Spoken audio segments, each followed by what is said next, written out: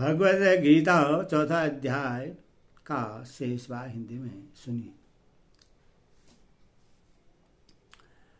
यहाँ जो शास्त्र विहित कर्तव्य कर्म है उनमें अकर्म देखना क्या है, इसी बात पर विचार करना है। यज्ञ दान तप वर्णाश्रम के अनुसार जीविका और शरीर निर्वाह संबंधी जितने भी शास्त्र विहित कर्म हैं उन सब में आसक्ति फलेच्छा ममता और अहंकार का त्याग कर देने से वे इस लोक या परलोक में सुख दुखादि फल भुगताने के लिए पूर्व जन्म के हेतु नहीं बनते, बल्कि मनुष्य के पूर्वकृत समस्त शुभाशुभ कर्मों का नाश करके उससे संसार बंध से मुक्त करने वाले होते हैं। इस रहस्य को समझ लेना ही कर्म में अकर्म देखना है। इस प्रकार कर्म में अकर्म देखने वाला मनुष्य आसक्ति फलेच्छा और ममता के त्याग पूर्वक ही विहित कर्मों का यथा योग्य आचरण करता है, अतः वह कर्म करता हुआ भी उससे लिप्त नहीं होता। इसीलिए वह मनुष्य में बुद्धिमान है, वह परमात्मा को प्राप्त है, इसीलिए योगी है। अतः और उससे कोई भी कर्तव्य शेष नहीं रहता, वह कृत्य हो गया है, इसलिए वह समस्त कर्म को करने वाला है। अकर्म में कर्म देखना क्या है तथा इस प्रकार देखने वाला मनुष्य में बुद्धिमान योगी और समस्त कर्म करने वाला कैसे है। लोक प्रसिद्धि में मन वाणी और शरीर के व्यापार को त्याग देने का ही नाम अकर्म है। यह त्याग अकर्म भी आसक्ति फलेच्छा ममता और अहंकार पूर्वक किया जाने पर पूर्व जन्म का हेतु बन जाता है। इतना नहीं, कर्तव्य कर्मों की अवहेलना से या दंभाचार के लिए किया जाने पर तो वह विकर्म पाप के रूप में बदल जाता है। इस रहस्य को समझ लेना ही अकर्म में कर्म देखना है। इस रहस्य को समझने वाला मनुष्य किसी भी वर्णाश्रमोचित कर्म का त्याग न तो शारीरिक कष्ट के भय से करता है और न राग देश अथवा मोहबस और न मान बड़ाई प्रतिष्ठा या अन्य किसी फल की प्राप्ति के लिए ही करता है।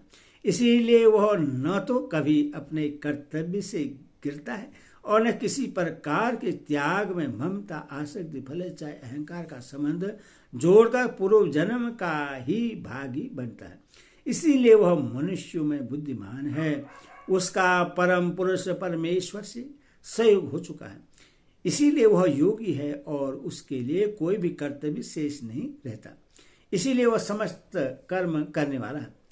कर्म के क्रियमाण विक्रम के विविध प्रकार से संचित कर्म और अकर्म के पारबंध कर्म लेकर कर्म में अकर्म देखने का यदि यह अर्थ किया जाए कि क्रियमाण कर्म करते समय वह यह देखे कि भविष्य में यही कर्म पारबंध कर्म अकर्म बनकर फल भोग के रूप में उपस्थित होंगे और अकर्म में कर्म देखने का यह अर्थ किया जाए कि पारबंध रूप फल भोग के समान उन दुखादि भोगों को अपने पूर्वकृत क्रियमाण कर्मों का ही फल समझे और इस प्रकार समझकर पाप कर्मों का त्याग करके शास्त्र विहित कर्मों को करता रहे।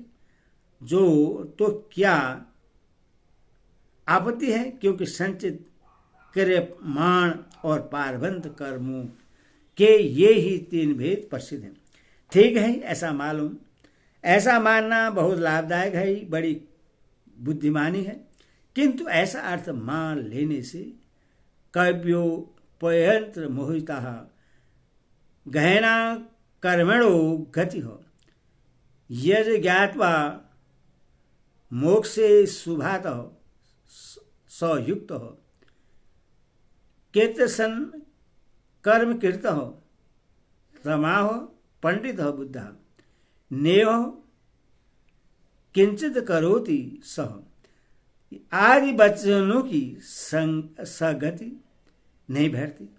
अचम यह अर्थ किसी अंश में लाभप्रद होने पर भी प्रकरण विरुद्ध है। कर्म में अकर्म, अकर्म में कर्म देखने वाला साधक भी मुक्त हो जाता है। यह सिद्ध पुरुष भी इस प्रकार देख सकता है। मुक्त पुरुष के तो स्वाभाविक लक्षण होते हैं, वही साधक के लिए साध्य होते हैं। अतः मुक्त पुरुष तो स्वभाव से ही इस तत्व को जानता है और साधक उनके उपदेश द्वारा जानकर उस प्रकार साधन करने से मुक्त हो जाता है। इसलिए भगवान ने कहा है कि मैं तुझे वह कर्म तत्व बतलाऊंगा जिससे जानकर तू कर्म बंधन से छूट जाएगा। इस प्रकार कर्म में अकर्म और अकर्म में कर्म दर्शन का महत्व बतलाकर अब 5 श्लोकों में भिन्न भिन्न शैली से उपयुक्त कर्म में अकर्म और अकर्म में कर्म दर्शन पूर्वक कर्म करने वाले सिद्ध और साधक पुरुषों की असंगता का वर्णन करके इस विषय को स्पष्ट करते हैं। जिसके संपूर्ण साध संपत्ति कर्म बिना कामना और संकल्प के होते हैं तथा जिसके समस्त कर्म ज्ञान रूप अग्नि के द्वारा भस्म हो गए हैं, उस महापुरुष को ज्ञानी जन भी पंडित कहते हैं। समारंभ पद का क्या अर्थ है और इसके साथ सर्वे विशेषण जोड़ने का यहाँ क्या अभिप्राय है?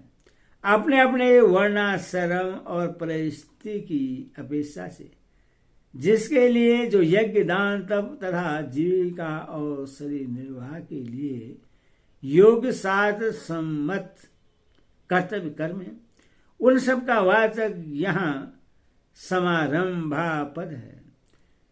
क्रिया मात्र को आरंभ कहते हैं। ज्ञानी के कर्म शास्त्र निषिद्ध या व्यर्थ नहीं होते। यह भाव दिखाने के लिए आरंभ के साथ सम उपसर्ग प्रयोग किया गया है तथा सर्वविशेषण से यह भाव दिखलाया गया है कि साधन काल में मनुष्य के समस्त कर्म बिना कामना और संकल्प के नहीं होते।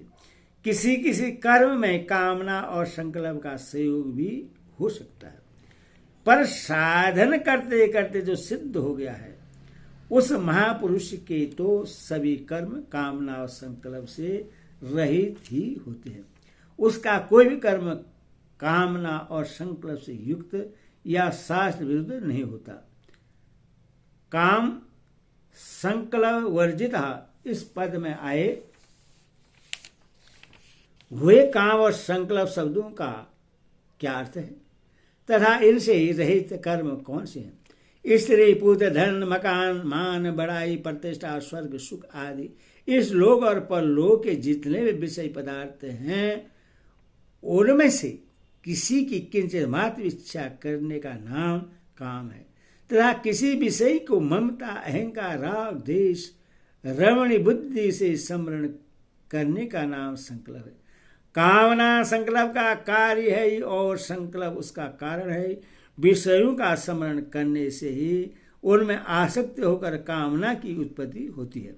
जिन कर्मों में किसी वस्तु के संयोग वियोग की किंचित मात्र भी कामना नहीं है, जिनमें ममता अहंकार और आसक्ति का सर्वदा अभाव है और जो केवल लोक संग्रह के लिए चेष्टा मात्र किए जाते हैं, वे सब कर्म काम और संकल्प से रहित हैं।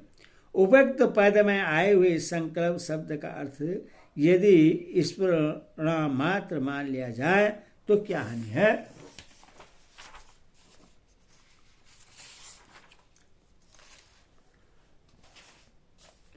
कोई भी कर्म बिना स्फुरणा की नहीं हो सकता।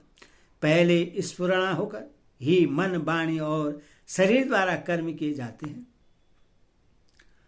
अन्य कर्म की तो बात ही क्या है। बिना स्फुरणा की तो खाना पीना और चलना फिरना आदि शरीर निर्वाह के कर्म भी नहीं हो सकते।